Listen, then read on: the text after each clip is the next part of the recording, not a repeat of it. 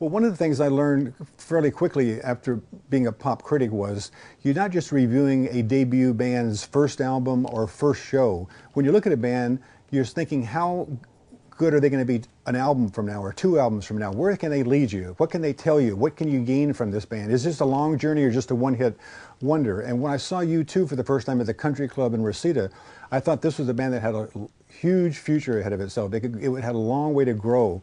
And I sat down with Bono shortly after that show, and he wanted to go to Bob's Big Boy in Toluca Lake because he'd heard about car hops and things in California.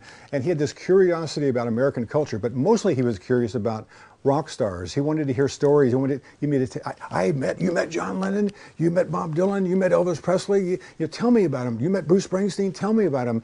And I thought, the first couple interviews, it went on the same kind of way. Then gradually I realized, though, that he wasn't just a fan. He wanted to know about these people. He wanted to learn, again, some of the human side of them. Because I think he knew that he had read all about rock history, and he knew the dangers, the temptations, the ways the self-destructiveness. And he wanted to find out how you keep on an even keel, how you make yourself a sane human being in the midst of all this acclaim and attention.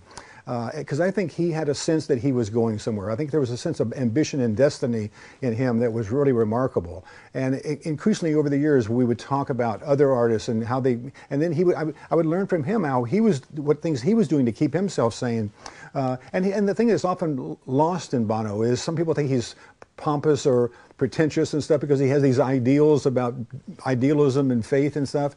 And when he was at the height of the campaign to try to get governments to forget the debt of third world countries, helping people and getting more medicine, I said, Bono, aren't you worried about people are going to get bored with this and they're going to turn against you and even turn against you too because of all of this publicity you're getting? And he looked at me and leaned across the table. He says, you know what? I'm bored with Bono, and I am Bono. So there was that great sense of humor about him that really does keep his music having a human quality. It doesn't become stiff and artificial and calculated. There's the human quality, and whenever any artist can keep their music to the human quality, that's what makes it work.